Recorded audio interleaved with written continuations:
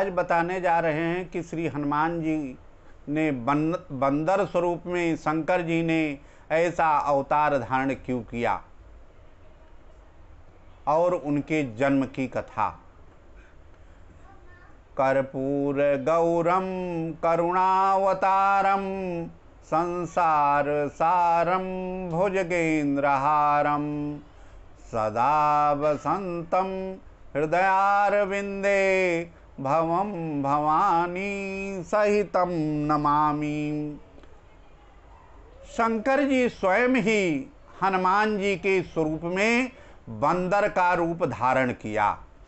बंदर का रूप क्यों धारण किया? क्योंकि बंदर को कलेजा नहीं होता, दिल नहीं होता।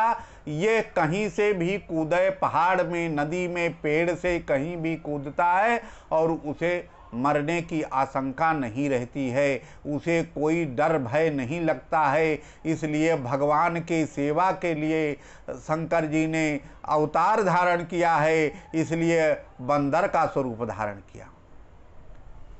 और बंदर को पशु होने के नाते अशौच क्रिया नहीं लगती, उसे कहीं नहाने की ज़रूरत नहीं, उसे बाथरूम जाने की ज़रूरत नहीं, ऐसी स्थिति नहीं होती है। तो इसलिए बंदर पशु भी है।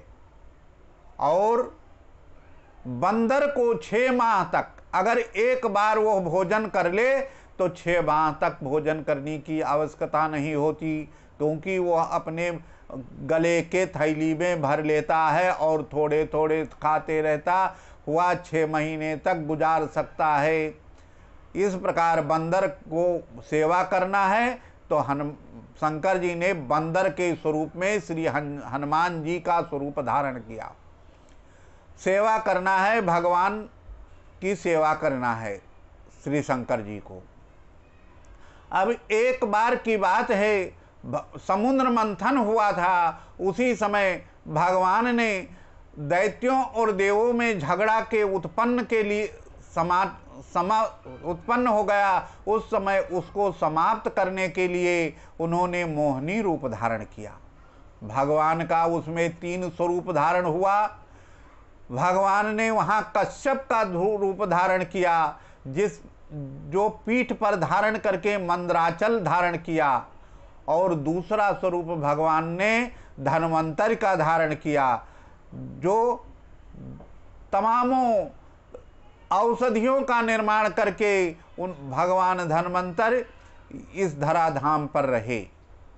तीसरा स्वरूप भगवान ने, जब विवाद पैदा हो गया, झगड़ा हो गया दैत्यों और देवों में, तब अमृत बांटने के लिए भगवान ने मोहिनी स्वरूप धारण किया और उसका वितरण देवों में कर दिया। दैत्यों में मदिरा का पान करा दिया। वो झगड़ा वहीं खत्म हुआ। लेकिन महादेव जी प्रकट हो गए। उन्होंने कहा, भगवान आपने मोहिनी रूप धारण कर लिया, वो मैं देखना चाहता हूँ। भगवान हंसने लगे, हे महादेव, अगर हम मोहिनी का रूप फिर वापस धारण कर लेंगे तो देवता लोग और आप मोहित हो जाओगे और सब विस्मित होकर हमारे ऊपर मोहित हो जाओगे, तो मैं क्या करूँगा। यह सोचते हुए, बहुत ना करते हुए भगवान को शंकर जी की आज्ञा पर मोहिनी रूप धारण करना पड़ा।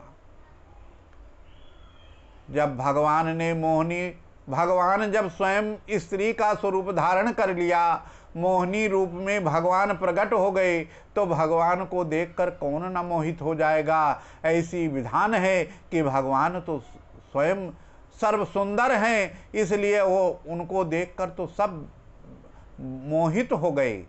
और यह देखते हुए भगवान शंकर का तेज अस्खलित हो गया। तेज अस्खलित होने से वो भगवान अपने स्वरूप को मोहिनी से गायब हो गए और गायब होकर वो जो तेज प्रकट हो गया, अस्खलित हुआ, उस तेज को पवन देवता ने उस तेज को लेकर माँ अंजना गंधमादन पर्वत पर तप कर रही थीं। उनके कान के द्वारा उनके गर्भ में उस तेज को स्थापित कर दिया। जिसलिए स्थापित करने से पवन देवता से के वजह से हनुमान जी को शंकर जी का तेज है, इसलिए शंकर सुवन है। और पवन देवता के द्वारा स्थापित किया गया वो गर्भ, इसलिए पवन पुत्र कहलाए। केसरी अंजना देवी के पति हैं, इसलिए केसरी नंदन कहलाए हनुमान जी के। इसलिए तीन पिता की चर्चा सर्वदा पुराणों में मिलती है। साथ में लोग शंका करते हैं एक व्यक्ति को तीन पिता कैसे हो सकता है, इसलिए इस तरह से तीन पिता उनको कहा जाता है।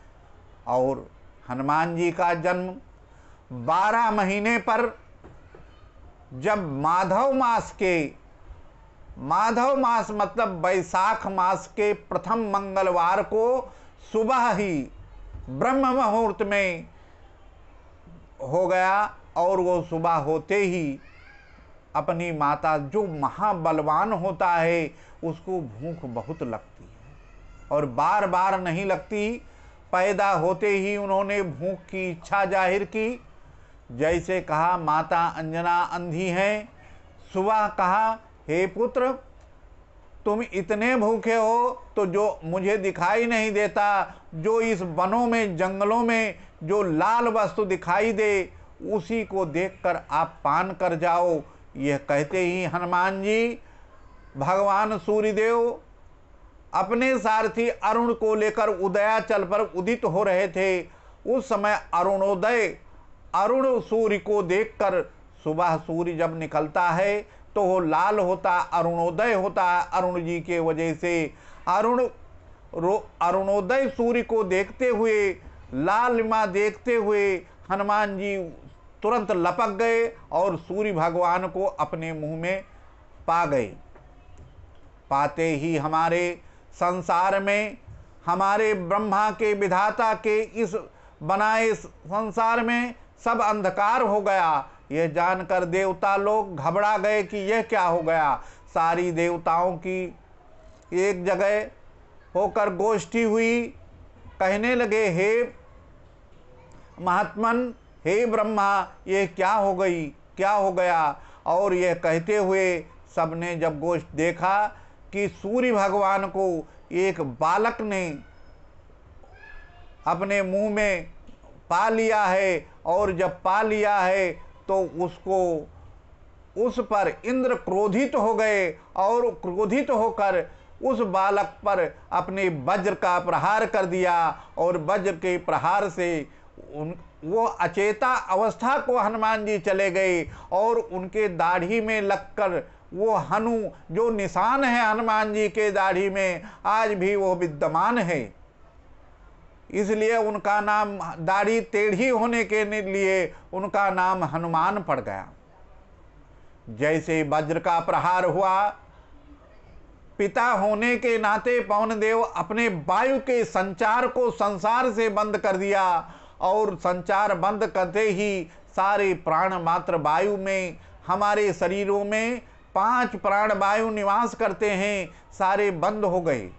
सारे बंद होने से मृत शरीर हो गया, संसार सब मृत हो गया, हाहाकार मचने लगा। उस समय जब पवन देवता से यह कहा गया, हर ब्रह्मा ने हनुमान जी को वरदान दिया कि हे पुत्र, मेरा ब्रह्मास्त्र भी तुम पर काम न करे। अनेकों अस्त्र, जितने देवता हैं उन्होंने वरदान दिया हनुमान जी को कि मेरे अस्त्र तुम्हारे ऊपर न पड़े। इस पर भी हनुमान जी के ऊपर कोई अस्त्र का प्रभाव नहीं पड़ता है। कोई कुछ भी कर डाले, ब्रह्मास्त्र, वरुणास्त्र, पवनास्त्र, कोई भी अस्त्र उनके ऊपर लगता नहीं है। इसलिए हनुमान जी महाबली हैं, बलशाली हैं, महावीर हैं। ऐसे महावीर हनुमान जी फिर सचेत हो गए और हनुमान नाम से प्रसिद्ध हो गए।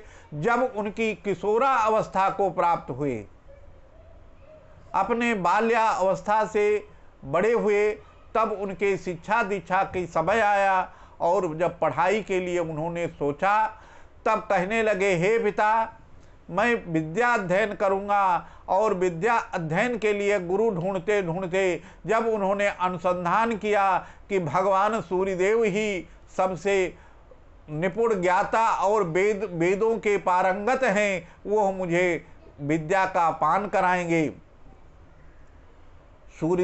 भगवान सूर्यदेव के पास गए हनुमान जी कि मुझे विद्या दीजिए, हे गुरुदेव मुझे शिष्य ग्रहण करिए। सूर्यदेव ने कहा, मैं चलता रहता हूँ, मेरा वेग बहुत तेज है, तुम किस तरह से शिक्षा ग्रहण करोगे?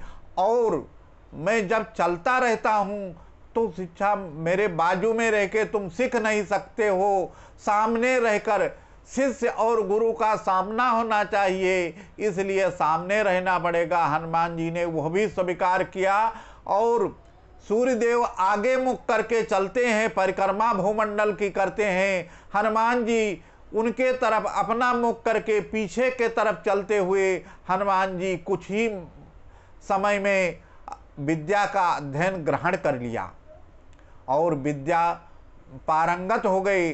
सारी बुद्धियों में वरिष्ठ हनुमान जी विद्याओं में सर्वश्रेष्ठ हो गए।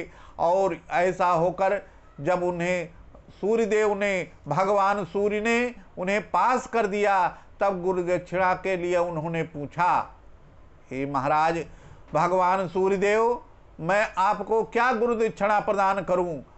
तब सूर्यदेव ने कहा, हे पुत्र, अगर मुझे गुरु दक्षिणा देना चाहते हो तो मेरा पुत्र सुग्रीव जो पंपा सरोवर में किष्किंधा पर्वत पर रहता है, उसके मंत्री पद को स्वीकार करो, उसकी जीवन पर्यंत उसकी रक्षा का हमें वरदान दो। इस प्रकार जो है हनुमान जी ने गुरु दक्षिणा के रूप में भगवान सूर्यदेव को सुग्रीव के मंत्री पद को स्वीकार करते हुए और वो उनको गुरु दक्षिणा दी। और तभी से हनुमान जी किष्किंधा पर्वत चले गए गंधमादन से और वहीं पर वो निवास करने लगे। सुग्रीव जी के मंत्री पद पर रहकर वो वही निवास करने लगे। और आगे चलकर जब भगवान श्री राम का अवतार हुआ और सीता जी के अनुसंधान करते समय श्री हनुमान जी राम जी को वहीं पर मिलन हुआ। और उसके पश्चात श्री भगवान जी कभी पैदल न चले, श्री हनुमान जी उनको अपने कंधों पर बिठाकर जगह फिरते गए। जहाँ जाना हुआ कंधों पर लेकर हनुमान जी पधारते गए। इस प्रकार श्री हनुमान जी की कथा, जन्म की कथा संपूर्ण हुई। जय सिया राम।